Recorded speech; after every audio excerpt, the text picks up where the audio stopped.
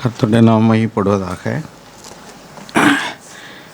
நாம் இன்றைக்கு திருவிருந்தில் கலந்து கொள்ள நாம் யாவரும் கூடியிருக்கிறோம். 1 கொரிந்தியர் 5வது அதிகாரம்.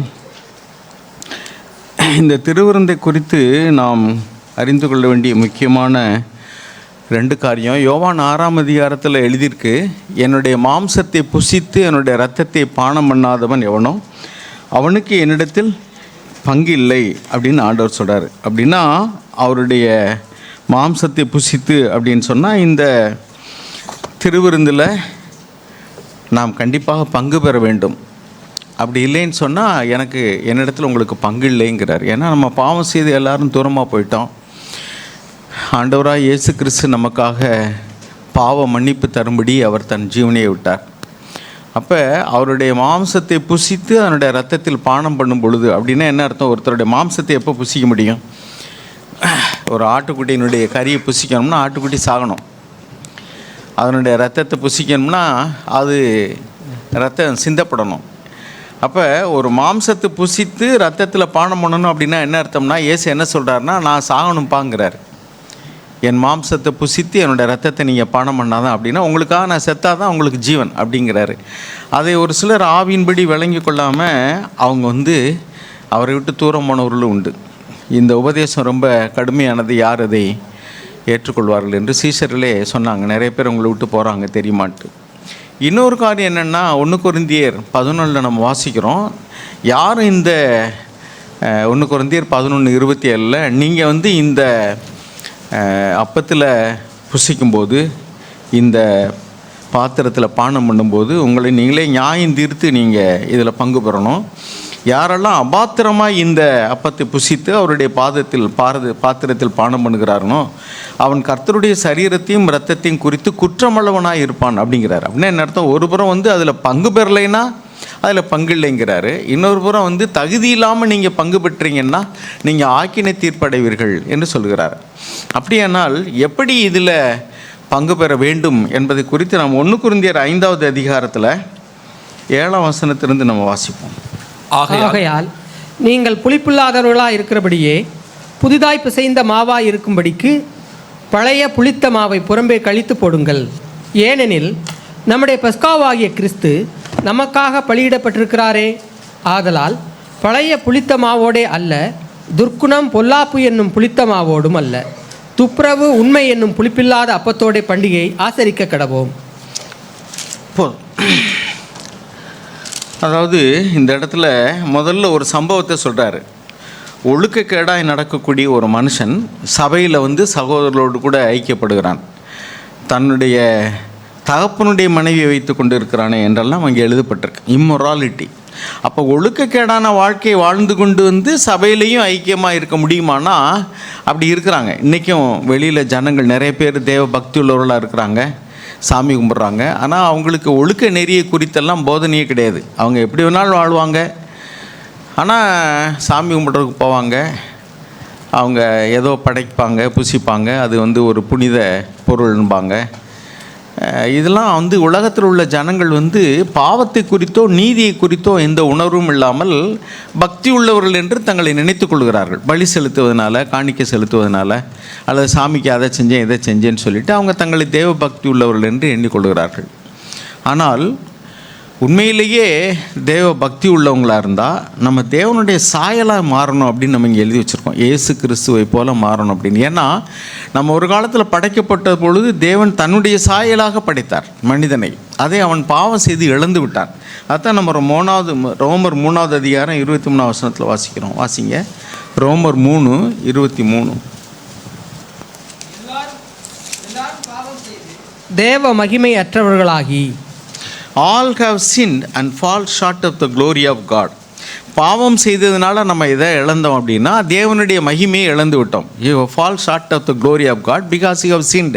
பாவம் செய்கிறதுக்கு முன்னாடி தேவ சாயலாக இருந்த மனிதன், தேவ சாயலாக படைக்கப்பட்ட மனிதன் பாவம் செய்த உடனேயே அதை இழந்து விட்டான். அதை மீட்டு தருவதற்காகத்தான் ஆண்டவராக இயேசு நமக்கு அந்த ஸ்லாக்கியத்தை மீட்டு தர வந்தார். அப்போ இயேசு ஆண்டவர் பிதாவாகிய அல்லது தேவனுடைய தற்சரூபமாக சாயலாக இருக்கிறார். நாம் எல்லாரும் அவருடைய சாயலாக மாற வேண்டும் என்பதற்காகத்தான் தேவன் நம்ம அழைத்திருக்கிறார். இன்றைக்கி சுவிசேஷம் என்ன அறிவிக்கப்படுதுன்னா, நீங்கள் பாவம் மன்னிப்பு பெறணும், ரட்சிக்கப்படணும், அப்போ தான் பரலோகம் போக முடியும்னு எழுதியிருக்கு. பரலோகம் போவதில்லை. ஆண்டவர் சொன்னார், மனம் திரும்புங்கள், பரலோக ராஜ்யம் சமீபித்திருக்கு என்று சொன்னார். பரலோக ராஜ்யம்னா பரலோகத்தில் உள்ள தேவனுடைய ஆளுகைக்கு கீழ் வருவோம் என்பதுதான் அதுக்கு அர்த்தம். சரி, இப்போ இங்கே திருவிருந்தை குறித்து சொல்லும்போது என்ன சொல்கிறாருன்னா, பழைய புளித்த மாவோடும் அல்ல. What is a old way of leaven அப்படின்னா, ஓல்டு புளித்த மாவு, பழைய புளித்த மாவு அப்படின்னா என்ன அர்த்தம் அப்படின்னா, the old way of living, பழைய வாழ்க்கை முறை. நம்ம பாவம் செய்து வாழ்ந்து வந்த ஒரு பழைய வாழ்க்கை முறையிலிருந்து நீங்கள் மனம் திரும்பணும். ஒருவன் கிறிஸ்துவுக்குள் இருந்தால் அவன் புது சிருஷ்டியாக இருக்கிறான். 2 கொரிந்தியர் 5 வாசிக்கிறோம் 17. பழையன எல்லாம் ஒளிந்தன, எல்லாம் புதிதாயினா. பழையன எல்லாம் ஒளிந்தனன்னு சொல்லும்போது எது பழசு அப்படின்னா, தனக்காகவே வாழக்கூடிய, சுயநலமாய் வாழக்கூடிய, தன்னுடைய பேர், தன்னுடைய புகழ், தன்னுடைய மதிப்பு, நம்முடைய வசதி, நமக்கு எது இன்பமாக இருக்குது, நமக்கு எது பெருமை தரும், எனக்கு எது லாபம் தரும், இப்படி நம்மையே மையமாக கொண்டு ஒரு வாழ்ந்த வாழ்க்கை தான் பழைய வாழ்க்கை. That is a old way of living. அதில் மனுஷன் என்ன பாவம் செய்யலாம், சபைக்கு வரலாம். ஆனால் அப்படிப்பட்டவனை நீங்கள் புறம்பே தள்ளுங்கள்ங்கிறார். இந்த old way of living a sinful life, a selfish life, சுயநலமாக வாழக்கூடிய, சுயத்தை மையமாக எதை செஞ்சாலும் எனக்கு என்ன கிடைக்கும், எனக்கு பேர் கிடைக்குமா, எனக்கு புகழ் கிடைக்குமா, எனக்கு லாபம் கிடைக்குமா, எனக்கு இது வசதியா, எனக்கு இது இன்பமாக இருக்குமா, இப்படி யோசித்து நாம் தீர்மானம் எடுக்கிறோம் இல்லையா. That is old way of living, self centred life, சுயத்தை மையமாக கொண்டு வாழக்கூடிய ஒரு வாழ்க்கை. அது பழைய வாழ்க்கை. அதுதான் பாவத்துக்கு நேராக செய்யுது. அது பாவம் செஞ்சாலும் எனக்கு லாபமாக இருந்தால் ஓகே, எனக்கு இன்பமாக இருந்தால் ஓகே, அது பழைய வாழ்க்கை. ஆனால் புதிய வாழ்க்கையில் புசித்தாலும் குடித்தாலும் எதை செய்தாலும் தேவனுடைய நாமம் மகிமைப்படுமா, நான் இப்படி செஞ்சால் தேவனுக்கு மகிமையாக இருக்குமா, தேவனுக்கு பிரியமாக இருக்குமா, அதுதான் தேவனை மகிமைப்படுத்தி வாழக்கூடிய ஒரு வாழ்க்கை. நம்ம 1 கொரிந்தியர் 10:31 அதை வாசிக்கிறோம். இங்கே என்ன வாசிக்கிறோம் அப்படின்னா, அந்த பழைய புளித்த மாவு அப்படின்னு சொல்லிட்டு, ரெண்டாவது மறுபடியும் பாருங்கள், துர்க்குணம் பொல்லாப்பு என்னும் புளித்த மாவோடும் அல்ல. பழைய வாழ்க்கையை புளித்த மாவுன்னு எழுதியிருக்கு. அதுக்கடுத்து துர்க்குணம் பொல்லாப்பு என்னும் புளித்த மாவோடும் அல்ல. துர்க்குணம் பொல்லாப்பு, இந்த துர்க்குணம் அப்படின்னு வரும் பொழுது மேலே அவர் சொல்கிற துர்க்குணம் என்னென்னா, இம்மொராலிட்டி, ஒழுக்கக்கேடான ஒரு வாழ்க்கை, வேசித்தனம், விபச்சாரம், ஒழுக்கக்கேடான வாழ்க்கை, அது ஒன்று. அப்புறம் தன்னையே மையமாக கொண்டு வாழக்கூடிய நான் என்ற விக்கிரகம், நான், பெருமையான ஒரு வாழ்க்கை, ஐடல் ஒர்ஷிப். நம்ம 1 கொரிந்தியரில் 10வது அதிகாரத்தில் 10:14 வாசிங்க. ஆகையால் எனக்கு பிரியமானவர்களே, விக்கிரக ஆராதனைக்கு விலகி ஓடுங்கள்.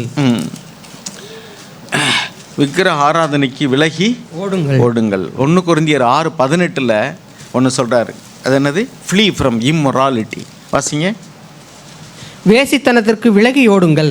வேசித்தனத்திற்கு விலகி ஓடுங்கிறாரு. அதே மாதிரி இங்கே என்ன சொல்கிறார்? விக்கிர ஆராதனைக்கு விலகி ஓடு. இன்னொரு இடத்துல என்ன சொல்கிறார்? பொருளாசைக்கு விலகி ஓடு.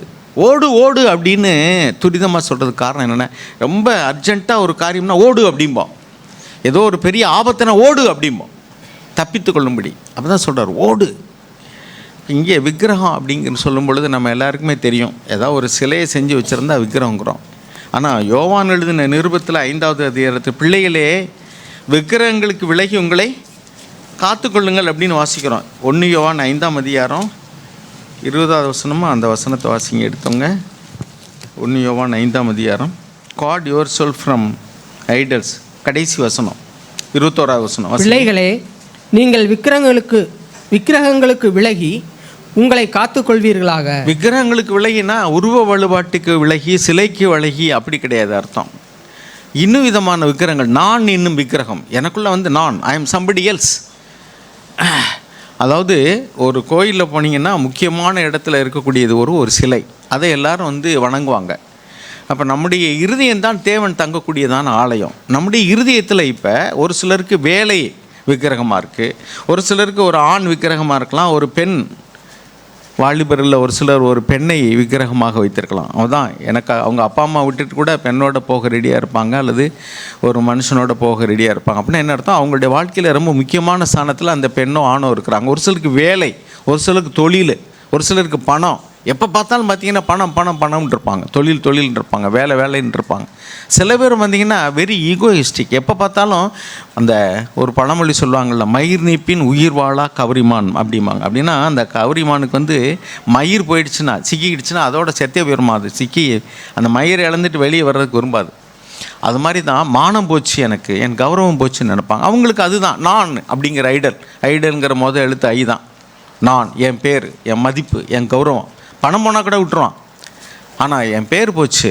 அவங்க வீட்டில் ஏதாவது ஒரு காரியம் ஒழுக்கக்கேடாக நடந்துருச்சுன்னா சில பேர் வந்து தற்கொலை பண்ணிக்கிறாங்க. காரணம் என்னென்னா, உங்கள் பிள்ளைகள் தப்பு பண்ணிட்டா அல்லது ஏதாவது ஒரு ஒழுக்கக்கேடான ஒரு காரியம், ஐயோ என் மானமே போச்சு.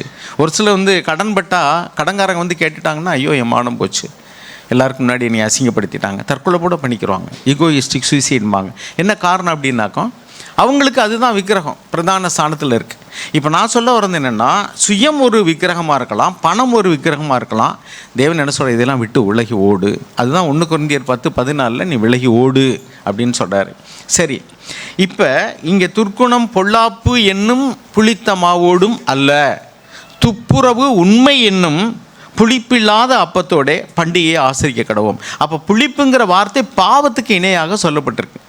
அருமையானவர்களே, இந்த பாவம்னு வரும்போது நம்ம அடிக்கடி கேட்குறது கண்களின் இச்சை, மாம்சத்தின் இச்சை, ஜீவனத்தின் பெருமை, பொருள் ஆசை, இதெல்லாம் நம்ம பாவம்னு அடிக்கடி கேட்குறோம். அதை நான் விட்டுறேன் இப்போ, ஏன்னா நம்ம அடிக்கடி அதை பற்றி கேள்விப்படுறோம். அதனால் நீங்களே உங்களை நியாயந்தீருங்க. ஏன்னா உங்களை நியாயந்தீர்த்து தகுதியோடு இதில் பங்கு பெறணும்னு எழுதியிருக்கு. அதெல்லாம் அடிக்கடி செய்கிற விழுந்து போகிற பாவங்கள். அதில் நீங்களே உங்களை நியாயந்தீருங்க. வேசித்தன ஆவி, விபச்சார ஆவி, கணவனுடைய சாணத்தில் இன்னொருத்தனை நினைக்கிறது, மனைவியினுடைய சாணத்தில் இன்னொருத்தையை நினைக்கிறது, கல்யாணம் ஆகாதவங்க வந்து யாரையாவது உங்கள் மனசில் வச்சு அவங்கள யோசிக்கிறது, இதெல்லாம் வந்து பாலிய இச்சைகள், ஒழுக்கக்கேடான காரியம். அதையும் செஞ்சுட்டு சபையில் வந்து தேவனுடைய பாத்திரத்தில் நீங்கள் வந்து பங்கு பெறக்கூடாது.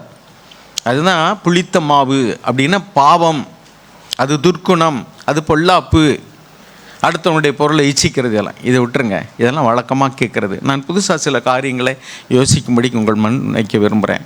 ரோமர் 3:23 என்ன வாச்சோம், anything that falls short of the glory of God is sin. அப்படின்னா தேவனுடைய மகிமைக்கு ஒப்பாயிராத, தேவனுடைய சாயலுக்கு ஒப்பாயிராத, தேவன் எப்படிப்பட்டதான ஒரு மகிமையான ஸ்தானத்தில் மனுஷனை தன்னுடைய சாயலுக்கு ஒப்பாக படைத்தாரோ அதை இழந்து போகக்கூடிய எல்லா கிரியைகளுமே பாவம்தான். Anything that falls short of the glory of God. தேவனுடைய பிரமாணத்தை மீறுவது பாவம். செய்யின்னு சொல்கிறத செய்யலைன்னா பாவம், செய்யாதேன்னு சொல்கிறத செஞ்சால் பாவம். ஸோ கீழ்ப்படியாமையினால் வரக்கூடிய பாவம். அதுக்கடுத்து தேவன் பேரில் உள்ள நம்பிக்கையை விட்டுட்டு நம்முடைய சுயத்தின் மேலே, என்னுடைய பணத்தின் மேலே, என் திறமையின் மேலே, என்னுடைய சாதுரியத்தின் மேலே, என்னுடைய வேலையின் மேலே, என்னுடைய அனுபவத்தின் மேலே இப்படி நம்பிக்கை வைக்கிறோம் பாருங்கள்.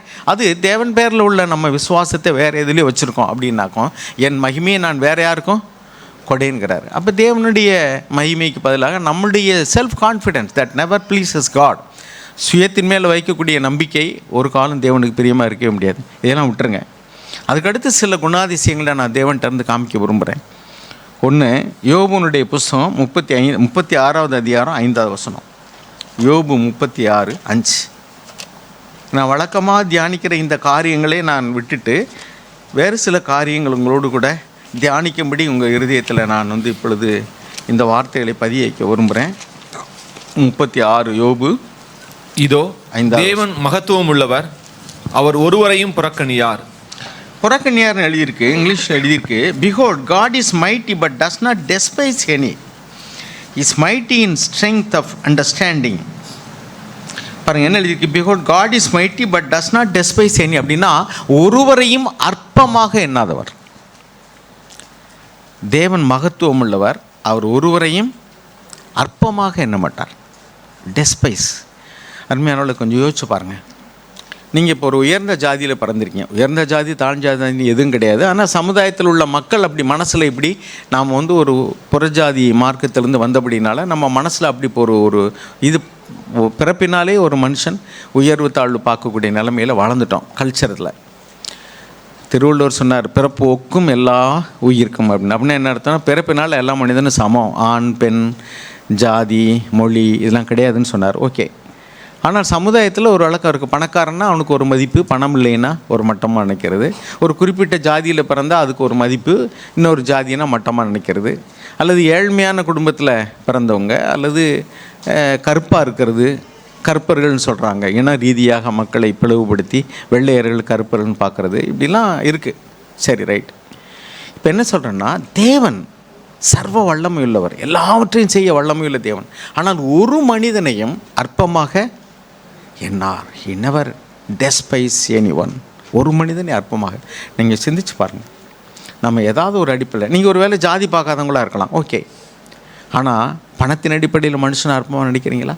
சரி, நீங்கள் பணத்தின் அடிப்படையில் யாரும் அற்பமாக நினைக்கல, வேலையின் அடிப்படையில் அற்பமாக நினைக்கிறீங்களா? நான் இந்த தெருவிலையெல்லாம் கூட்டுவேன், நிறைய பேர் பார்த்துருப்பீங்க. ஏன் தெரியுமா? கூட்டுற வேலையை நான் அற்பமாக நினைக்கிறது கிடையாது. கூட்டுற வேலையில் அற்பமாக நான் நினைக்கிறது கிடையாது. நீங்கள் கூட்டுற வேலையை அற்பமாக நினச்சிங்களா? கூட்டுறவங்கள, தெரு கூட்டுறவங்கள, ஸ்வீப்பர்ஸு சபைக்கு வந்தாங்கன்னா நீங்கள் எப்படி நினைப்பீங்க? அவங்கள அற்பமாக தான் நினைப்பீங்க. நான் என் வீட்டில் டாய்லெட் கழுவேன். ஏன்னா டாய்லெட் கழுவுற வேலையை நான் அற்பமாக நினைக்கிறது இல்லை, டாய்லெட் கழுவுறவங்களையும் அற்பமாக நினைக்கிறது இல்லை. எந்த வேலையும், எந்த தொழிலையும், எந்த வேலையை செய்யக்கூடிய மனிதர்களையும் அற்பமாக நினைக்கவே கூடாது.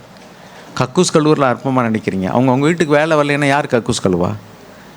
இன்ஃபேக்ட் நம்ம ஒவ்வொருத்தரும் கக்கூஸ் கழுவிட்டு தான் இருக்கிறோம். டாய்லெட் போயிட்டு யார் கழுவி விடுறா உங்களுக்கு? We are doing that. ஆனால் அதை அற்பமாக நினைக்கிறோம். அந்த அடிப்படையில் அற்பமாக நினைக்கவே கூடாது.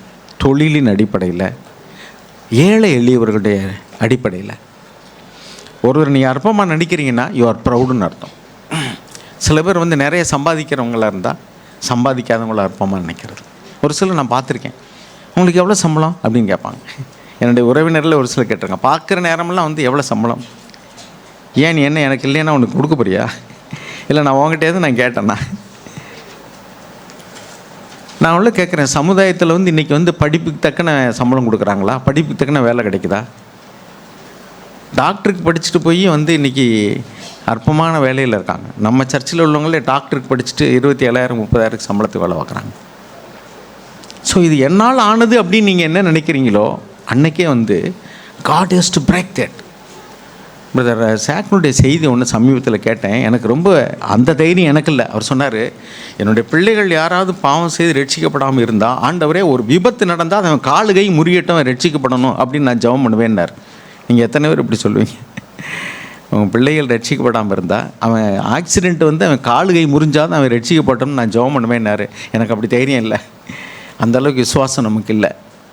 ஆனால் அவருடைய அந்த தீவிரமான வார்த்தைகள் எதை குறிக்குது அப்படின்னா, பாவம் எவ்வளவு கொடியது, ரட்சிக்கப்படாத நிலைமை எவ்வளோ முறியது. அருமையானவர்களே, நாம் நிறைய விஷயங்களை உடைக்கப்பட வேண்டியிருக்கு. இன்னும் நம்ம தேவ சாயல் அடையலை. எந்த ஒரு மனுஷனையாவது நீங்கள் நிறத்தின் அடிப்படையிலையோ, ஜாதியின் அடிப்படையிலையோ, ஏழை எளியவன்கிற நிலைமையிலையோ, அவன் செய்யக்கூடிய வேலையின் அடிப்படையிலோ நீங்கள் அற்பமாக நினைத்தால், you are proud. You need to be broken. Just like the bone has to be broken. எலும்பு முறிக்கப்பட வேண்டும் அப்படின்னு சொல்கிறது போல உங்கள் பெருமை உடைக்கப்பட வேண்டும். அது தேவனுக்கு பெரிய காரியமே கிடையாது, பெரிய காரியமே கிடையாது. சும்மா ஒரு வாத நோய் வந்துருச்சுன்னா போதும், நீங்கள் அவ்வளோதான், நீங்கள் வேலைக்கும் போக முடியாது, சம்பாதிக்க முடியாது. You will become a beggar. Don't be proud in your heart. யாராக இருந்தாலும் சரி, தயவு செய்து சொல்கிறேன், உங்கள் இருதயத்தில் பெருமையாக இருக்காது. வசதியின் அடிப்படையிலையோ, அழகின் அடிப்படையிலையோ, நீங்கள் வெள்ளையாக இருந்தீங்கன்னா கருப்பாக உள்ளவங்களை அற்பமாக நினைக்கிறது. நீங்கள் உடல் ஆரோக்கியத்தோடு இருந்தீங்கன்னா சரி, ஒரு நொண்டி அல்லது பலகீனமானவங்க, குருடர்கள், செவிடர்கள், அவங்கள அற்பமாக நினைக்கிறது. எந்த அடிப்படையிலையும் இன்னொரு மனிதனை அல்லது மனுஷியை அற்பமாக நினைக்கவே கூடாது. படித்தவங்க படிக்காதவங்களை அற்பமாக நினைக்கிறது, நல்ல காது கேட்குறவங்க செவிடர்களை அற்பமாக நினைக்கிறது, கண்ணு தெரிகிறவங்க கண்ணு தெரியாதவங்கள அற்பமாக நினைக்கிறது. ஒருவேளை ஐயா அப்படின்னு யாசம் கேட்டு ஒருத்தர் வந்தார்னா, ஒரு முறை பிரதர் சாக் சொன்னார், பிச்சை எடுக்கிறவங்க ஒருத்தர் ஒரு சமயம் போயா அப்படின்னு சொல்லிட்டு போய் மன்னிப்பு கேட்டார். ஏன்னா நீங்கள் நானும் யோசிச்சு பாருங்கள், நமக்கு நல்ல சுகத்தை கொடுத்து அறிவை கொடுத்து எத்தனை பேர் வீட்டில் மன வளர்ச்சி இல்லாதவங்க இருக்கிறாங்க? மன வளர்ச்சி இல்லாத பிள்ளைகள், அவங்களாம் அவங்க வாசிக்க தெரியாது, படிக்க தெரியாது, ஊனமுற்றவர்கள் இருக்கிறாங்க. அவங்கள யார் அப்படி அவங்களுடைய திறமையினால் அப்படி பிறந்துட்டாங்களா? இன்றைக்கி இருக்கிற ஒரு சொல்லுவாங்க, அயோடின் எத்தனையோ சில மில்லிகிராம் கூடுனா போதுமா அவன் பைத்தியம் ஆயிடுவான் அப்படின்னு சொல்லுவாங்க. எதுக்கு சொல்லுவாருன்னா, இன்றைக்கி நல்ல சுயாதீனத்தோடு இருக்கிறவன் நாங்கள் பைத்தியமாக முடியும். நெபுகாட் நேச்சரை தேவன் தள்ளிவிட்டார். எப்போ? என்னுடைய பேர் பிரஸ்தாபத்துக்காக நான் கட்டின மகாபாபிலோன் அல்லவா அப்படின்னு சொன்ன உடனேயே தேவன் என்ன பண்ணார்? தள்ளிவிட்டார். சகரியப்பனுடைய ஒரு செய்தியில் கேட்டேன், தேவதூதன் பிரதான தூதனாக இருந்தவன் பரலோகத்தில் இருக்கிறான், தேவனுக்கு அடுத்த ஸ்தானத்தில். அவன் இருதயத்தில் கொஞ்சம் பெருமை வந்த உடனேயே he pushed him down, கீழே தள்ளி விட்டார். எசேக்கியேல் 28 வாசிக்கிறோம், when he exalted himself, உடனே தள்ளி விட்டார். ஏன்னா பரலோக ராஜ்யத்தை தேவன் எப்படி சுத்தமாக பாதுகாக்கிறார் தெரியுமா? பெருமையுள்ளவன் ஒருத்தன் கூட அங்கே வரவே கூடாது, இருக்கவே கூடாது. பெருமையுள்ள எந்த ஆத்மாவும் தான் இருக்கக்கூடிய அந்த பரலோக ராஜ்யத்துக்குள்ள வந்துடக்கூடாதுங்கிறதுல தேவன் ரொம்ப கேர்ஃபுல்லாக இருக்கார். எனவே தான் பெருமை குறித்து என்ன சொல்கிறாருன்னு பாருங்கள்.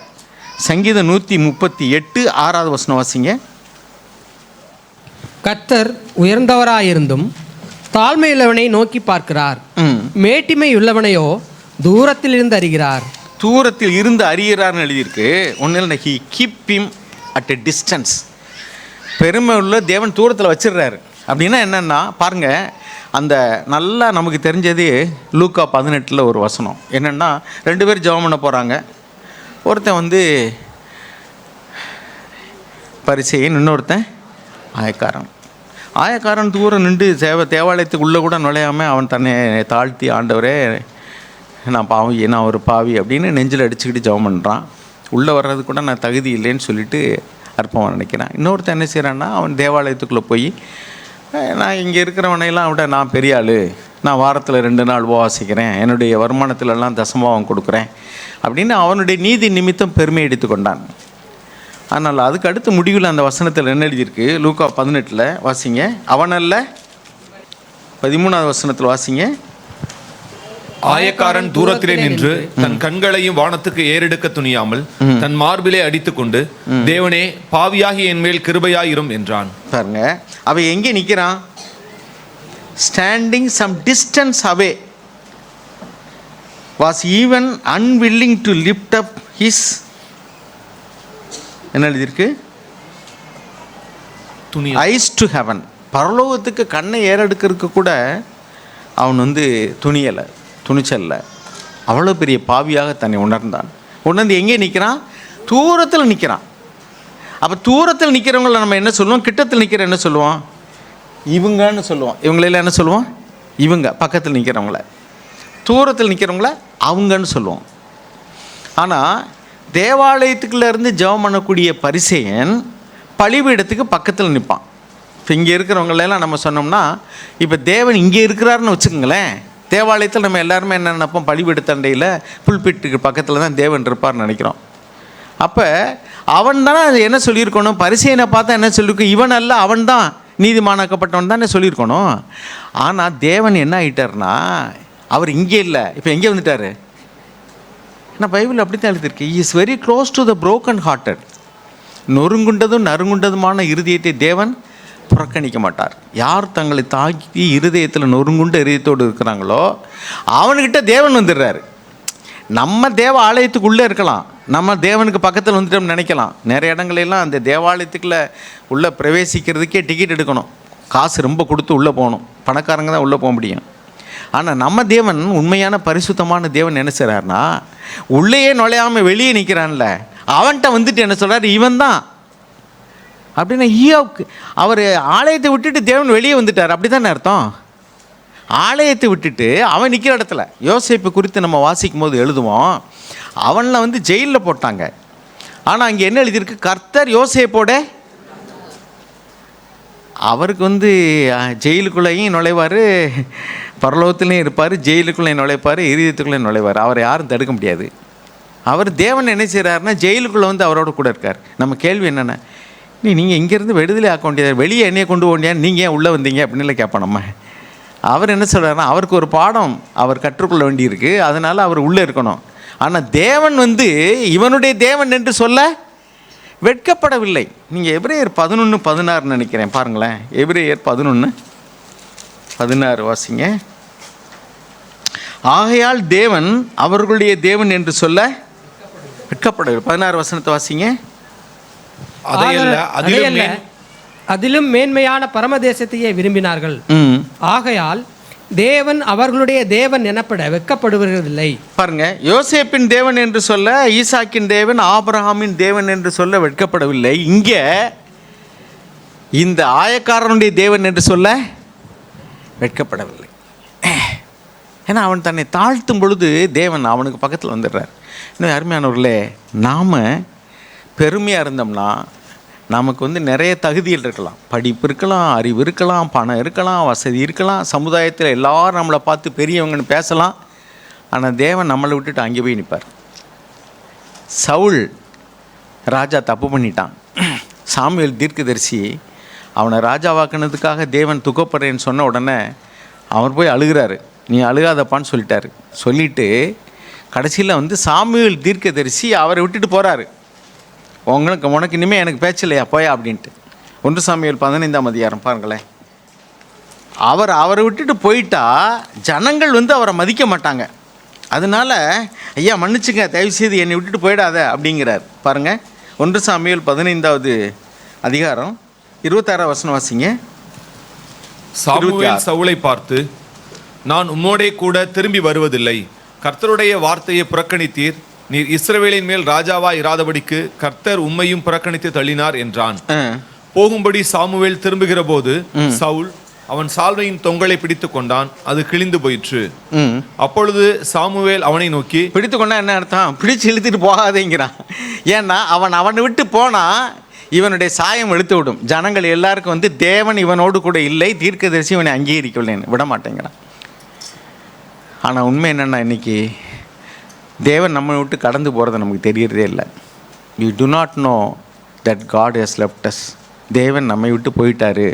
சாம்சன் அப்படி தான் இருந்தான். அவன் விபச்சாரத்தில் பாவத்தில் விழுந்துட்டான். அவனுடைய அந்த அது என்னது, நசரேய விரதம், முடியெல்லாம் சிரைச்ச உடனே அதில் உள்ள பலம் போயிடுச்சு. தேவன் அவனை விட்டு நீங்கினதை அவன் என்ன செஞ்சான்? அறியாது இருந்தான். He did not feel that God has left him. அருமையானவர்களே, எப்பொழுது நம்ம பெருமையாக இருக்கிறோமோ, பைபிளில் தெளிவாக எழுதியிருக்கு, யாக்கோபில் எழுதியிருக்கு, பேதுருவில் எழுதியிருக்கு, என்ன எழுதியிருக்கு? பெருமையுள்ளவர்களுக்கு தேவன் எதிர்த்து நிற்கிறார், தாழ்மையுள்ளவர்களுக்கோ கிருபளிக்கிறார். அப்போ பெருமை தேவன் வெறுக்கக்கூடியதான ஒரு பாவம். எதிர்த்து நிற்கிறாங்கிற வார்த்தை பைபிள்லேயே ஒன்றுக்கு தான் எழுதியிருக்கு. எதுக்கு? பெருமை. அருமையானவர்களே, பெருமையிலேருந்து மனம் திரும்புங்க. பெருமையுள்ளவர்களாக இருந்து கொண்டு இந்த திருவிருந்தில் நீங்கள் பங்கு பெற்றீங்கன்னா, பெருமை எந்த ரூபத்திலையும் இருக்கலாம். ஆவிக்குரிய பெருமையாக இருக்கலாம், பூமிக்குரிய பெருமையாக இருக்கலாம். பூமியில் நமக்கு இருக்கக்கூடிய அந்த அழகு, பணம், சொத்து, வேலை, வசதி, ஜாதி எது வேணாலும் இருக்கட்டும், அதுலேயும் நீங்கள் பெருமை பாராட்டலாம். அல்லது ஆவிக்குரிய காரியத்திலையும் நான் எவ்வளவா தேவனுக்காக ஊழியம் செய்கிறேன், எவ்வளோ வேலை செய்கிறேன், எவ்வளோ காணிக்க கொடுக்குறேன், எவ்வளோ பேருக்கு பிரசங்கம் பண்ணுறேன், எத்தனை சபையில் கட்டி, இப்படி கூட நமக்குள்ளே பெருமை வர முடியும். பெருமை என்பது அது பூமிக்குரிய பெருமையை விட ஆவிக்குரிய பெருமைங்கிறது ரொம்ப ரொம்ப மோசமானது. ஏன்னா அது எய்ட்ஸு, கேன்சர் போன்ற வியாதிகள் எப்படி உள்ளே இருக்கிறது வெளியே தெரியாமல் பல வருஷம் ஜெண்ட பின்னாடி தெரியுதோ, அது மாதிரிக்க இந்த பெருமை நமக்குள்ளே இருக்கிறதும் தேவன் நமக்கு எதிராளியாக மாறிவிட்டதும் நமக்கு தெரியாமையே போக முடியும். Be careful. சரி, இன்னொரு காரியத்தை நான் உங்களுக்கு சொல்கிறேன். அதாவது இரக்கமற்ற ஒரு செயல். மத்தேயு 9:13 வாசிக்கிறோம், be merciful to others as our heavenly father is merciful. தேவன் எப்படிப்பட்ட சாயல் உள்ளவராக இருக்கிறாருன்னு நான் இப்போ சொல்லிக்கிட்டு இருக்கேன். தேவனுடைய சாயலுக்கு அல்லது அவருடைய மகிமைக்கு மாறாக இருப்பது, குறைவாக இருக்கிறது எல்லாமே பாவம்தான். பாவம்ங்கிற புளித்த மாவு இல்லாமல் இதில் பங்கு பெறணும்னா பாவம் என்னன்னு தெரிஞ்சுக்கணும். தேவனுடைய மகிமைக்கு குறைச்சலாக இருக்கக்கூடிய எல்லாமே பாவம்தான். சில காரியத்தை தான் நம்ம திரும்ப திரும்ப பார்க்குறோம், சில காரியத்தை பார்க்குறதில்ல. இப்போ நான் சொன்னேன், ஒருவரையும் அற்பமாக எண்ணக்கூடாது, அது தேவனுடைய சாயல். பெருமையாக இருக்கக்கூடியது, பெருமை உள்ளவருக்கு எதிர்த்து நிற்கிறா, அது தேவனுடைய சாயல். இன்னொரு காரியம் என்னன்னாக்கும், பழியை அல்ல இரக்கத்தையே விரும்புகிறேன். Be merciful to as your heavenly father is merciful. தேவன் லீகலிஸ்டிக்காக இருப்பதில்லை. பாருங்கள், விபச்சாரத்தில் பிடிபட்ட பெண்ணை யோவான் 8 வாசிக்கிறோம், கையை மேயமாக பிடிச்சு கொண்டாந்து முள்ளான்னு நிறுத்திட்டாங்க. அவர்களுக்கு மோசையினுடைய சட்டத்திட்டத்தின்படி என்ன எழுதியிருக்கு? கல்லால் எறிந்து கொள்ள வேண்டும். ஸோ சட்டப்படி அது சரியானு கேட்டால் நியாயப்பிரமாணத்தின்படி அது சரி. ஆனால் எழுத்து கொள்ளுகிறது, ஆவியோ உயிர்ப்பிக்கிறது. திட்டமிட்டு இச்சையினால் பாவம் செய்கிறவங்களும் உண்டு, திட்டமிடாமல் மற்றவர்களால் திட்டமிட்டு கடத்தப்பட்டு விபச்சார தொழிலில் தள்ளப்படுகிறவர்களும் உண்டு, நிர்பந்தத்துக்கு ஆளாகி பாவம் செய்கிறவர்களும் உண்டு, பலகீனத்தினால் விழுந்து போகிறவர்களும் உண்டு. அப்போ எல்லா பையனையும் தேவன் ஒரே மாதிரி பார்க்குறாரானா? இல்லைங்க. பையனுங்க ஓய்வு நாளில் மீறி ஒருத்தன் போய் என்னென்னா விறகு பொறுக்கிட்டான். நீங்கள் என்னாகமத்தில் பார்க்கலாம். அந்த விறகு பொறுக்கிறவன் ஓய்வு நாளில் போய் விறகு பொறுக்கிட்டான். ஒரு சிலர் வந்து சொல்கிறாங்க ஓய்வு நாளில் விறகு பொறுக்கிறான், செய்யக்கூடாது செய்கிறான்னு சொன்னாங்க. கரெக்டு தான். அப்போ மோசைக்கிட்ட போய் கேட்குறாங்க. மோசை தேவன்கிட்ட போய் கேட்குறாரு. தேவன் சொல்கிறார் அவனை கல்லால் எரிஞ்சு கொள்ளுன்ட்டார். விறகு பொறுக்கிறது அவ்வளோ பெரிய பாவமாகவே இருக்கட்டும். ஆனால் விறகு பொறுக்கினதுக்காக கல்லால் எரிஞ்சு ஒரு மனுஷனை கொல்லணுமான்னு கேட்டால் தேவன் வந்து வெளியே உள்ள செயலை பார்க்கல, இருதயத்தை பார்க்குறாரு. அவன் எப்படி செஞ்சான்னா he deliberately sinned, he defiantly sinned அப்படின்னு என்ன அர்த்தம்? அவன் தெரிந்தே செய்தான், அவன் துணிகரமாக செய்தான். ஒரு மனுஷன் வந்து சின்ன பாவம் பெரிய பாவம்னு கிடையாது. நீ தெரிந்து செய்தால், திட்டமிட்டு செய்தால், நீ வந்து துணிகரமாக இருதயத்தின் துணிகரத்தினால் என்ன பண்ணிடுவாங்க, இது என்ன பெரிய பாவமா அப்படின்னு என்ன அர்த்தம்? நீ தேவனுடைய கட்டளையை அசட்டை பண்ணுகிறாய். அப்போ ஒரே ஒரு காரியம், அது சின்ன காரியம், அவனுக்கு அவ்வளோ பெரிய தண்டனை. பேதுரு பாருங்க, இயேசுவை எனக்கு தெரியாதுன்னு சொன்னார். பொய்யா இல்லையா? கூடவே 3 வருஷம் இருந்துட்டு அவருடைய சோத்தை தின்னுட்டு அவர் செஞ்ச அற்புதங்களை பார்த்துட்டு எனக்கு ஒரு தெரியாது, அந்த மனுஷன் யாருன்னு எனக்கு தெரியாது அப்படிங்கிறார். துணிகரமான பொய். ஆனால் பலகீனத்தினால சொன்னார். அவர் சொல்ல வேண்டும் நினைக்கவே இல்லை. ஆனால் யூதாஸ் காரியத்தை உண்மையே சொன்னார். சட்டத்தின்படி பார்த்தா அவர் உண்மையை தான் சொன்னார். யார்? இவர் தான் இயேசு. இவர் தான் இயேசு. உண்மையை சொன்னவனுக்கு என்ன? அவன் தேவனிடத்திலிருந்து தள்ளப்பட்டு போனான். பொய்யை சொன்னவன் அவன் அழுதான், ஆண்டவர் ஏற்றுக்கொண்டார். அப்போ உண்மையை சொல்கிறது பாவமான்னு கேட்டால், எழுத்தின்படி பார்த்தால் உண்மையை சொல்கிறது கரெக்டு தான். ஆனால் ஆவியின்படி பார்த்தால் அவன் காட்டி கொடுக்க வேண்டும் என்று அட்வான்ஸ் வாங்கிட்டு திட்டம் போட்டு he was looking for the opportunity to betray him அப்படின்னு எழுதியிருக்கு. அவரை காட்டி கொடுப்பதற்கு சந்தர்ப்பம் பார்த்து கொண்டிருந்தான், சமயம் பார்த்து கொண்டிருந்தான், திட்டம் போட்டு துணிகரமாக செஞ்சான். ஆனால் பேதர் அப்படி இல்லை. நம்மளை பிடிச்சிட்டு போயிடுவாங்களோ அப்படின்னு பயத்தில் சொல்லிட்டார். ஸோ தேவன் என்ன சொல், you are acquitted, you are punished. உனக்கு வந்து தண்டனை, உனக்கு வந்து விடுதலை. அப்படி தான். அப்போ தேவன் வந்து ஆவியை பார்க்குறார். சில பேருடைய ஆட்டிடியூட் எப்படின்னா லீகலிஸ்டிக்காக இருக்கும்.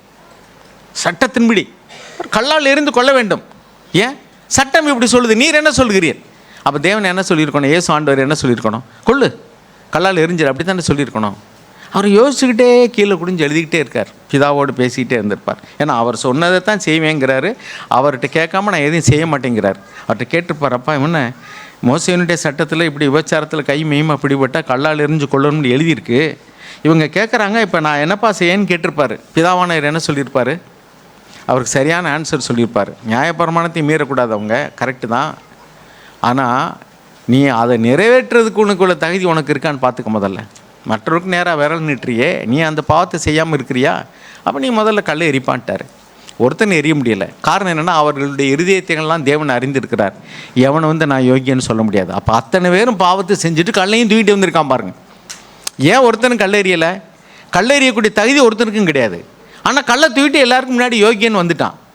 தேவன் அவருடைய இருதயத்தை அறிந்தபடினால யார் இந்த பாவத்தை செய்யலையோ முதல்ல கல்லை எரிப்பான்னு சொல்லிட்டார். எரிய வேண்டான்னு சொல்ல. ஆனால் உனக்கு தகுதி இருந்துச்சுன்னா நீ எரி. ஒருவனுக்கும் தகுதி இல்லை. அப்படின்னா பைபிளில் எழுதியிருக்கு, எல்லாரும் பாவம் செய்து தேவ மகிமையற்றவர்களாகி. அதான் ரோமர் 3:23 வாச்சோம். எல்லாரும் பாவம் செஞ்சு தேவ மகிமையற்றவர்கள் ஆகிட்டோம். ஆனால் எல்லாரும் கையில் கல்லை வச்சுட்டு இன்னொரு மேலே எரியறதுக்கு ரெடியாக இருக்கிறோம். ஏன்னா உங்கள் பாவம் இன்னும் வெளிப்படலை, என் பாவம் இன்னும் வெளிப்படலை. எல்லாருடைய பாவத்தை அறிகிற தேவன் சொல்கிறா, நீ எரி, நீ எரி பாப்போம்னு சொல்லுவாங்களா, அது மாதிரி நீ எரி பாப்போம். இந்த வார்த்தையை சொல்லும்போது ஒருவன் எரிய முடியல. காரணம் என்னென்னா எல்லாரும் பாவம் செய்து தேவ மகிமையற்றவர்கள் ஆகிட்டோம். ஆனால் எல்லாரும் கையில் கல்லை வச்சுக்கிட்டு யாராவது ஒருத்தர் மேலே யாராவது ஆப்டானா அவன் மேலே எரிஞ்சிட வேண்டியது. காரணம் என்ன? அவனுடைய பாவம் இன்றைக்கி வெளியரங்கமாக இருக்குது, நம்முடைய பாவம் மறைவாக இருக்குது. தேவன் பார்க்குறாரு, நீ யோக்கியமாக பேசிக்கிட்டு இருக்க, உன் நிலைமை எனக்கு தெரியும். அருமையானவர்களே, மனம் திரும்புவோம். தேவன் எப்படிப்பட்டவராக இருக்கிறாருன்னு அப்படி பார்க்குறோம். தேவன் ஒருவரையும் அற்பமாக நினைக்கிறதில்ல. தேவன் பெருமையுள்ளவர்களுக்கு எதிர்த்து நிற்கிறார். தேவன் இறுதியை நொறுங்குண்டவர்களுடைய உயிர்ப்பிக்கும்படி பணிந்த ஆவி உள்ளவர்களிடத்தில் நான் வாசமாக இருக்கிறேன்னு சொல்கிறார். நம்ம அப்படி இருக்கோமா? லீகலிஸ்டிக்காக இருக்கோமா? சட்டப்படி இப்படி தான் செய்யணும். நம்ம ஒரு ஒப்பந்தம் போடுறோம் ஒரு வேலைக்கு, சில விஷயங்களை பற்றி பாருங்கள். இந்த இப்போ மேலையெல்லாம் செட்டு போடுறோம், கான்ட்ராக்ட் பிரகாரம் வந்து இன்னென்ன வேலையெல்லாம் அவங்க தான் செய்யணும். அதுக்குள்ளே பொருள் பூரா கொண்டு வரணும். திடீர்னு ஸ்க்ரூ இல்லை, கொஞ்சம் வாங்கி கொடுங்க, வாங்கி கொடுக்குறோம். அவங்களுக்கு காஃபி டீ கூட நம்ம வாங்கி கொடுக்க முடியல. பிரதர்ஸ் வந்து அவங்களுக்கு குளிப்பாட்டாத குறை. சர்ச்சிலேருந்து காசு போட்டு வாங்கி கொடுக்குறோம். அற்புத பிரகாசம் பாரு, இங்கே வரும்போது கரும்பு சாருன்னா வெள்ளரிக்காய் என்ன எல்லாத்தையும் வாங்கிட்டு சிஸ்டருக்கு தெரியுமா தெரியல. அவர் காசை போட்டு வாங்கி கொண்டாந்து கொடுப்பார். ஒரு பக்கம் ஒரு பிரதர் டீ வாங்கி கொண்டாந்து வைப்பார், வடையும் டீயும். இன்னொரு பக்கம் பார்த்தீங்கன்னா கரும்புச்சாரும் வெள்ளரிக்காயும் வந்துட்டு. திஸ் இஸ் கிரேசியஸ்னஸ், ஜென்ராசிட்டி, ஒரு தயாளமுள்ள இருதயம். அந்த மனுஷனுடைய இருதயம் எப்படி தெரியுமா? அப்படியே அவங்க என்னை ஆசீர்வாதம் பண்ணுங்க. அந்த மனுஷன் வந்து இதில் ஆஸ்பத்திரியில் இருந்தார். அவர் ஆண்டவரை அறியாத மனுஷன். அப்போ பார்க்க போகிறோம். அவர் வந்து என் மகளுக்கு பிள்ளை இல்லை, ஜெபம் பண்ணுங்கிறார். யாருக்கு சுவிசேஷத்தை நாங்கள் சொல்லவே இல்லைங்க. இங்கே தான் பக்கத்து வீட்டில் இருந்த ஒரு நாள் கூட சொல்லவே இல்லை. நாங்கள் பார்க்க போயிருக்கிறேன். அவர் வந்து என் பிள்ளைக்கு ஜெபம் பண்ணுங்கிறார். இந்த பிரதர்ஸ் நாங்கள் தான் போயிருந்தோம். அந்த நம்பிக்கை எங்கே இருந்தது? ஒரு மாதம் இங்கே தங்கியிருக்காங்க. Never I told them about the truth. அவங்கெல்லாம் இங்கே வியாழக்கிழமை ப்ரேயர் நடக்கும், வெளியே போயிடுவாங்க. இருங்க கேளுங்கன்னு நான் சொன்னதே கிடையாது. they see what is happening. அந்த மனுஷனை கூப்பிட்டாங்கனுக்குள்ளே பேசிகிட்டு இருந்தேன். ஆசீர்வாதம் இருந்த பக்கத்தில் இருந்தேன். அவர் என்ன சொன்னார்னு எனக்கு கேட்கல. அவர் வந்து காலை தொட்டு கும்பிடுவார். என்னங்கன்னு கேட்டா, சரி என்னை ஆசீர்வதிங்கன்னு சொன்னாரா எனக்கு தெரியலை. நான் வந்து எந்திரிங்க இப்படிலாம் செய்யக்கூடாதுன்னு சொன்னேன். நான் எதுக்கு சொல்கிறேன்னா, they see what we are doing. எந்த அளவுக்கு நம்ம இறக்கமாக இருக்கிறோம், எந்த அளவுக்கு தயாளமாக இருக்கிறோம். எனக்கு வந்து விழுந்து அடிபட்டுருச்சு. அவருக்கு ஒரு பைசா கூட நம்ம அவர்கிட்ட கேட்கவே இல்லை. இம்மீடியட்லி பிரதர்ஸ் வந்தாங்க, ஆஸ்பத்திரிக்கு தூக்கிட்டு போனாங்க காரில். இங்கேருந்து சவங்க கொண்டு போனாங்க, ஆஸ்பத்திரியில் கொண்டு பார்த்தாங்க. அமல்ராஜ் பேர்லாம் டெய்லி சாப்பாடைக்கு கொண்டு போய் அவர் கொடுத்துட்டு வர்றாரு. அவர் சொல்கிறாரு அண்ணன் வந்தாருங்கிறாரு. அந்த மரியாதை கணம், அண்ணன் வந்தார். அவங்க ஓனர் சொல்கிறாரு டெய்லி பிரதர் சாப்பாடாக்கி கொண்டு கொடுத்துட்டு வர்றாரு. இதுதாங்க ஜென்ராசிட்டிங்கிறது. இயேசுனுடைய சாயலை நம்ம வந்து காமிக்காமல் சட்டத்தை கையில் எடுத்துகிட்டு கல்லை ஓங்கிட்டு இருக்கோம். நீ சட்டப்படி செய். Legalistic attitude. சட்டம் இப்படி சொல்லுது செய்.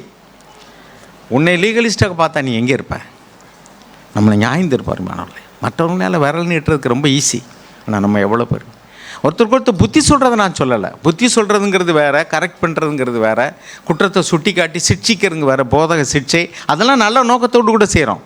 ஆனால் அவங்கள வந்து அற்பமாக எண்ணி குற்றப்படுத்தி, அல்லது அவர்களிடத்தில் அவங்க என்னை கண்டவன் பிதாவை கண்டானார். நம்ம பார்க்குறவங்க வந்து, நம்ம சுற்றி இருக்கிறவங்க வந்து, நீங்கள் லீகலிஸ்டிக்காக நடந்தீங்கன்னா தேவனை காமிக்க முடியாது, இயேசுவை காமிக்க முடியாது. அமல்ராஜ் பேருக்கு என்ன வந்துச்சு அவருக்கு வாங்கி கொடுக்கணுன்னு, அற்பபிராசம் பேருக்கு என்ன வந்துச்சு வாங்கி கொண்டு கொடுக்கணும்னு. நான் சொல்லுவேன் பிரதர் டீயையும் கரும்புச்சாரையும் குடித்தா இது வேறு வயிற்றுக்கு ஒத்துக்கிடாமல் போகுதுன்னா அவர் சொல்லுவார் பிரதர் வேலை செய்கிறவங்களை என்கரேஜ் பண்ண முடியாது.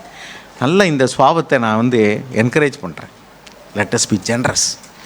நம்ம வீட்டில் வேலை செய்கிறவங்க, உங்கள் வீட்டில் பாத்திரம் கழுவி கொடுக்கலாம், வீடு கூட்ட வரலாம், துணி துவைச்சி கொடுக்கலாம், கூட்டுறவங்க, பெருக்கிறவங்க, கக்கூஸ் கழுவு வர்றவங்க, let them see Jesus in you. நம்ம இடத்துல இயேசு அவங்க காணணும். என்னை கண்டவன் பிதாவை கண்டான்னார். நம்ம சுற்றி இருக்கிறவங்க ஒருவேளை சமுதாயத்தால் புறக்கணிக்கப்பட்டவங்களாக இருக்கலாம், அற்பமாக எண்ணப்பட்டவங்களாக இருக்கலாம், இழி தொழில் செய்கிறவங்களாக இருக்கலாம், சாக்கடை எழுறவங்க, வீடு கூட்டுறவங்க, அவங்களெல்லாம் சகோதரனே நம்மளால் சொல்ல முடியுமா? He is my brother. அவர் எந்த தொழிலை செய்யட்டும், எந்த ஜாதியாக இருக்கட்டும், எந்த வேலையை செய்யட்டும், இஸ் மை பிரதர். அவர் சொன்னார், அடிபட்டு தூக்கிட்டு போய் ஆஸ்பத்திரியில் வச்சு பார்த்துட்ருக்கோன்னு சொல்லி அவர் சொன்னார், வேறு யாரும் இப்படி செய்ய மாட்டாங்க சார் அப்படின்னு சொன்னார். யார்? அடிபட்டவரில் இன்னொருத்தர். ஏன்னா கான்ட்ராக்ட் வேலை, நான் எதுக்கு செலவழிக்கணும்? கான்ட்ராக்டே தான் அவருக்கு சம்பளம் கொடுக்கணும், அவர் தான் கவனிக்கணும். நாங்கள் கான்ட்ராக்டர்கிட்ட பேசவே இல்லைங்க. அவங்களுக்கு செய்ய வேண்டியது எதுக்கு நான் சொல்ல வரேன்னா, அதில் தான் அவங்க பார்க்குறாங்க. இவங்க இதுக்கு நீங்கள் செய்ய வேண்டியதை செஞ்சால் அதில் என்ன பெருசு இருக்குது? நீங்கள் ரூல் பிரகாரம் செய்ய வேண்டியது செய்கிறீங்க, என்ன பெருசு இருக்குது? நான் செய்ய வேண்டியதில்லை, பட் ஐ டூ இட் எட். அவங்களுக்கு ஒரு சின்ன கிஃப்ட் கொடுக்குறீங்க. நம்ம வேலை பார்த்தா நமக்கு சம்பளம் கிடைக்கணும், வருஷம் வருஷம் இன்க்ரிமெண்ட் கிடைக்கணும், டயத்துக்கு ப்ரொமோஷன் கிடைக்கணும். இல்லைன்னா ஆஃபீஸில் உட்காந்து வட்டமேஜை போட்டு கவர்மெண்ட்டுக்கு எதிராக, நம்ம நிறுவனத்துக்கு எதிராக பேசிக்கிட்டு இருப்போம். ஆனால் நம்ம வீட்டில் கொடுக்குறவங்களுக்கு ஒரு போனஸ் கொடுக்குறீங்களா? ஒரு கிஃப்ட் கொடுக்குறீங்களா? அவங்களுக்கு இன்க்ரிமெண்ட் கொடுக்குறீங்களா? கேட்காம சம்பள உயர்வு கொடுக்குறீங்களா? நான் நேர்மையான சாட்சியை சொல்கிறேன். எங்கள் வீட்டில் வேலை செய்கிறவங்க யாரும் வந்து சம்பள உயர்வுன்னு கேட்டதே கிடையாது. கேட்காம கொடுத்தா அப்புறம் எதுக்கு கொடுக்குறாங்க? எது கேட்க முடிய வச்சுக்கிறீங்க? கேட்காம கொடுங்க. நீங்கள் 100 ரூபா தான் சம்பளம் பேசுகிறீங்க, கூட 10 ரூபாய் கொடுங்க, ஐயான்னு கும்பிட்டுட்டு போவாங்க. கொடுத்தது வெறும் 10 ரூபா, ஆனால் நன்றியோடு ஐயான்னு சொல்லிட்டு போவாங்க. அப்படி ஒரு ஷாக்கிங் கொடுங்களேன், சர்ப்ரைஸ் கிஃப்ட் கொடுங்க. அவங்க இருதயம் எவ்வளோ சந்தோஷப்படும். உலகத்தில் ஒரு மனுஷன் சொன்னார், ஏழையின் சிரிப்பில் இறைவனை காண்கிறேனார். அவர் இறைவனே இல்லைன்னு சொல்கிறாள். ஆனால் நம்முடைய இருதயம் அப்படி தான் இருக்கணும். ரொம்ப இழிவான வேலை செய்கிறவங்க, ஏழைகள், எளியவர்கள், முடமானவர்கள், அவர்கள் வந்து நம்முடைய நடவடிக்கையில் இறைவனை பார்க்கணும். அது அன்னை தெரசாவை குறித்து நீங்கள் கேள்விப்பட்டிருப்பீங்க. நான் ஒரு காலத்தில் படித்தேன். அந்த அம்மா வந்து ஒரு தடவை ஒருத்தர் காளி கோயில் பூசாரியான். அவர் வந்து காலரா நோய் வந்து அப்போ ரொம்ப பெரிய தொற்று நோய், எல்லோரும் பயப்படக்கூடிய ஒரு நோய். அது அப்படியே பயந்து நடுங்குவான் காலரானால. ஏன்னா அது அந்த நோய்க்கு அப்போ மருந்து கண்டுபிடிக்கல. இப்போ வந்து சில நோய்கள் அப்படி இருக்குல்ல, அந்த கொரோனா பீரியட்லாம் எல்லோரும் பயந்து போய் கிடந்தோம். காரணம் என்ன, அது தீவிரமான ஒரு தொற்று நோய். அதுக்கு மருந்து கண்டுபிடிக்கிறதுக்கு முன்னாடி எல்லாருமே ரொம்ப பயந்தாங்க. அதை அவன்லாம் வெங்காயத்தை வாங்கிட்டு வந்து காய்கறி வாங்கிக்கிட்டு வந்து இது உப்பு போட்டு மஞ்சள் பொடியை போட்டு கழுவிட்டு இருந்தோம் அப்படி நேரத்தில். அப்போ அந்த காளி கோயில் பூசாரி காலராவில் வந்தோடனே சொந்தக்காரங்க யாருமே பார்க்கல. ஏன்னா தொட்டா ஒட்டிக்கணும்ன்ற பயம், அவங்களும் செத்து போயிடும்ட்டு. எல்லாருமே சுயம்தான், அவங்களுடைய உயிர் முக்கியம். இந்த அம்மா போய் கூட்டிகிட்டு போய் அவங்கள குளிப்பாட்டி அவங்களுக்கு மருந்து மாத்திரை கொடுத்து அவங்கள காப்பாற்றிருக்காங்க. அந்த எந்திரிச்சோன்னு அந்த ஆள் சொன்னார், அம்மா இத்தனை நாளாக நான் காளிக்கு இன்னும் முன்னாடி நின்று பூசை செஞ்சேன், இன்றைக்கி தான் நான் நேராக பார்க்குறேன்.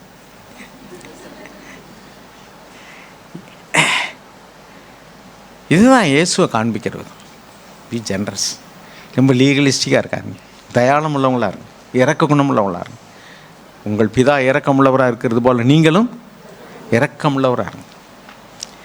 அருமையானவர்களே, increase in wealth is not a mark of God's blessings. Hosea 12:7-8 வாசிங்க. ஓசியா 12:7-8 வாசி. அவன் வியாபாரி, கள்ளத்தராசு அவன் கையில் இருக்கிறது, அநியாயம் செய்ய விரும்புகிறான். எப்பிராயிம், நான் ஐஸ்வர்யவானானேன், நான் பொருளை சம்பாதித்தேன், நான் பிரயாசப்பட்டு தேடின எல்லாவற்றிலும் பாவமாகிய அக்கிரமம் என்னிடத்தில் கண்டுபிடிக்கப்படுவதில்லை என்று சொல்லுகிறான். பாருங்க, அப்போ நான் வந்து பணம் பெருகுது, சொத்து பெருகுது, ஆசீர்வாதம் பெருகுதுனாக்கும் தேவன் உங்கள் மேலே பிரியமாக இருக்கணும். It is not an approval of God.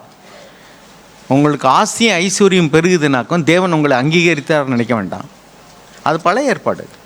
பழைய ஏற்பாட்டில் வந்து ஒரு மனுஷனை தேவனை ஆசீர்வதிக்கிறாருன்னா உலக பிரகாரமாக தான் ஆசீர்வதித்தார். ஆனால் புதிய ஏற்பாட்டில் பண ஆசை எல்லா தீமைக்கும் சிலர் இதை இச்சித்து தேவனை விட்டு தூரமாய் போய்விட்டார்கள். அப்போ பணத்துக்கும் தேவனுக்கும் ஊழியம் செய்ய முடியாதுன்னே தேவன் சொல்லிட்டார். ஒரு மனுஷன் பணத்தை மேன்மையாக எண்ணினால் அவன் தேவனுக்கு ஊழியம் செய்யவே முடியாது. எப்பொழுதெல்லாம் ஒரு மனுஷன் வந்து தங்கத்தையும் வெள்ளியையும் பெருசாக நினைக்கிறானோ, அவன் தங்கமே வீதியாக இருக்கக்கூடிய இடத்துக்கு போனால் சரி, எப்படிங்க உட்காந்து ஒளி சுத்தியில் வச்சு உடச்சி எடுத்துட மாட்டானா? அங்கே வலுவலுன்னு இருக்கிற ரோடெல்லாம் சொங்கும் ஜோடியாக மாறிடும். ஏன்னாக்கா ஆள் இங்கிட்டு பார்த்துக்கிட்டு ஒளி வச்சு அடிக்க ஆரம்பிச்சிடும். அவனுக்கு தங்கம் பெருசு இல்லை.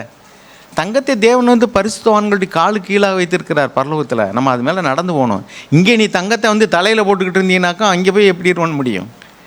இங்கே போட்டிருக்கவங்களை குற்றப்படுத்திருக்க நான் சொல்ல வரல, நீங்கள் போட்டுக்கிடுங்க. ஆனால் அது ரொம்ப பெருசுன்னு நினைக்காதீங்க. தங்கத்தை தேவன் வந்து தரையில் உள்ள மண்ணுக்கு ஒப்பாக பார்க்கிறார். நீங்கள் ஏதோ அலங்காரத்துக்கு போட்டிருந்தால் போட்டுட்டு போங்க, ஆனால் அதை பெருசாக நினைக்காதீங்க. அது இல்லாதவங்கள அற்பமாக நினைக்காதீங்க. அதுக்கடுத்து என்னென்னாக்கும், rejoice in God's authority over you and not your authority over devil. இதெல்லாம் ஜாக் வந்து அப்படியே தியானிக்கிற குறித்து வைத்திருக்கிறதான சில காரியங்கள் நான் பிரிண்ட் எடுத்து வச்சுருக்கேன். அதை ஒன்று போட்டிருக்காரு, rejoice in what God has done for you and not for what God you have done for God. நீங்கள் தேவனுக்காக எதை செஞ்சீங்களோ அதில் பெருமை பாராட்டாதீங்க. தேவன் உங்களுக்காக செஞ்சது எவ்வளோ பெருசு. தன் ஜீவனையே கொடுத்த ஆண்டவர், தன் குமாரனையே கொடுத்த தேவன் பரலோக மேன்மையை துறந்து நமக்காக இறங்கி வந்தார். நாம் வந்து நம்முடைய சாணத்திலேயே இருக்கணும். என்னுடைய மதிப்பு, என்னுடைய கௌரவம், நான் இதை விட்டு இறங்கி வர மாட்டேன்னா you cannot save anybody else. அன்னை தெரசா வெளிநாட்டில் இருந்திருந்தால் இங்கே உள்ளவங்களுக்கு தேவனை காமிச்சிருக்க முடியுமா? எத்தனை உயிர்களை காப்பாற்றிருக்க முடியுமா? You must come down. இயேசு பரலோகத்திலேருந்து இறங்கி வரலைன்னா அவர் எப்படி இறங்கி வந்தார்? முதல்ல தூதர்களிலும் சிறியவராகி மனிதனானார், மனிதனிலும் சிறியவனாகி வேலைக்காரனை போல ஆனார், ஸ்லேவ். அதுக்கப்புறம் அதுலேயும் தாழ்ந்து போய் எப்படி ஆகிட்டார்னாக்கும் criminals. He died on the cross, a criminal's death. குற்றவாளிகளோடு ஒப்பாக எண்ணப்பட்டார். இதெல்லாம் பேசுகிறதுக்கு நல்லாயிருக்கும். நம்ம இங்கே இருக்கிற எல்லாருமே பிரசங்கம் பண்ணிடுவோம். இங்கெல்லாம் பேச்சு எம்டி ஸ்பீக்கர்ஸ். தேவனுடைய ராஜ்யம் பேச்சில் அல்ல, அது எதில் இருக்குது? How much we can obey. எந்த அளவுக்கு நம்ம கீழ்ப்படுகிறோமோ அதில் தான் இருக்குது. நம்ம எல்லாருமே பேசிடலாம். ஸோ என்ன வேறுமையானோடைய நம்ம வந்து இன்னொன்று என்னென்னா, ஒரு இருதய கடினம். இருதய கடினம். சூம்பியில் கையை உடைய ஒருவன் ஓய்வு நாளில் ஆண்டவர் சுகமாக்க போகிறார். சுற்றி இருக்கிறவங்கள பார்க்குறாரு. ஏசு என்ன செய்ய போகிறார் பார்ப்போம். ஓய்வு நாளில், அன்றைக்கி ஓய்வு நாளில் பரிசுத்தமாக ஆசரிப்பாயாக அதில் ஒரு வேலையும் செய்யக்கூடாதுன்னு எழுதியிருக்குல்ல, என்ன செய்ய போகிறான்னு பார்த்துக்கிட்டே இருந்தாங்க. ஏசு ஆண்டவர் கோபமாக சுற்றுமுற்றும் பார்த்தார். அட பாவிகளா, உங்கள் கழுதை ஒரு எருது இன்றைக்கி ஒரு கிணத்துக்குள்ள விழுந்துச்சுன்னா நீ தூக்கி விட மாட்டியா? ஓய்வு நாளில் சுகமாக்குறதுக்கு என்னை குற்றம் கண்டுபிடிக்கிறக்கா இத்தனை பேர் பார்த்துக்கிட்டு இருக்கேன். என்னை சுற்றுமுற்றும் கோபத்தோடு பார்த்து எழுதியிருக்கு. அவருடைய இருதய கடினம். ஆமாம், மற்றவங்களுக்கு ஒரு நல்ல காரியம் நடந்துச்சுன்னு சொன்னா சரி, இவனுக்கு இவ்வளோ சம்பளமா, இவனுக்கு இப்படி வேலையா, இவனுக்கு இன்னைக்கு ப்ரொமோஷனுமா, இவன் வீட்டில் நல்லது நடக்குது, நானும் தான் ஆசான்னு ஆண்டுங்கிறேன், எனக்கு ஒன்றத்தையும் காணாமே. ஓய்வு நாளில் நீ சுகமாக்கலாமா? லீகலிசம், ஹார்ட் ஹார்ட்டட்னஸ், இருதய கடினம், மற்றவர்களுக்கு நன்மை செய்கிறதுல விருப்பம் இல்லாமல் பொறாமை, மற்றவங்களுக்கு நல்லது நடக்கக்கூடாது, அவனுக்கு ப்ரொமோஷன், அவனுக்கு வேலை, அவனுக்கு பதவி, அவங்கள முன்னாடி நிறுத்துகிறாங்க, அவனை மெச்சிக்கொள்கிறாங்க. தேவனால் வாத்திரம் மகிமையை நமக்கு வந்தால் போதும், மற்றவங்களை மெச்சிக்கொள்ளட்டும், முன்னாடி நிறுத்தட்டும். இன்னும் அருமையானவர்களே, புளிப்பில்லாத அப்பத்தோடு கூட இப்படி நம்மளை நியாயந்திருத்து நம்ம இருதயத்துக்குள்ளே இருக்கும் மறைவாக இருக்கக்கூடியதான வியாதி கிருமிகள், ஆவிக்குரிய வியாதி கிருமிகள், பெருமை, பொறாமை, இருதய கடினம், உடைய லீகலிசம், மற்றவங்களை அற்பமாக நினைக்கிறது, இதுகளையெல்லாம் நியாயந்திருப்பாருமையானவர்களே. அப்படி நியாயந்திருத்து ஆண்டவரே இந்த அப்பத்தில் நான் புசிக்கிறேன் அப்படின்னு சொன்னால் ஆண்டவர் எவ்வளோ சந்தோஷப்படுவார். உனக்காகத்தாப்பா நான் ஜீவனை விட்டேன், என்னுடைய ரத்தம் நீ பருகு, என்னுடைய சித்தம் நீ செய். அப்போ தேவன் நம்மகிட்ட சந்தோஷப்படுவார். சும்மா கடமைக்காக திருவிருந்தில் எப்படியாவது பங்கு பெற்றுட்டா இதெல்லாம் ஒன்றும் மந்திரம் கிடையாது. திருவிருந்தில் பங்கு பெற்றால் பரலோகம் போயிடலாம். நோ, திருவிருந்தில் பங்கு பெறணும், தகுதியாக பங்கு பெறணும், நம்மளை நியாயந்திருத்து பங்கு பெறணும். கர்த்தர் நம் கண்களை திறந்தல்வாராக.